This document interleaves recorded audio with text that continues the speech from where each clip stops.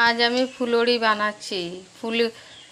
ফুলুরি বানানোর জন্য নিয়েছি বেসন, লঙ্কা কুচি, মৌরি, লবণ, হলুদ, সোডা একসাথে মিক্স করে জল দিয়ে ভালো মতো ওটাকে পরিমাণ মতো জল দিয়ে ভালো মতো ওটা মাখলাম। মেখে তারপরে কড়াইয়ে তেল দিয়ে তেলটা গরম হলো, তারপরে ডুমু ডুমু করে দিয়ে দিয়েছি।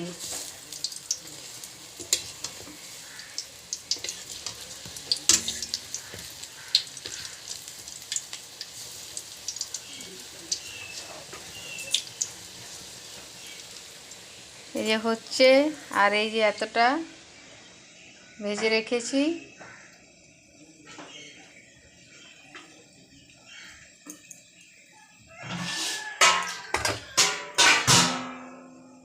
আর অল্প রয়েছে, এইটুকু রয়েছে, এটা হলেই হয়ে যাবে।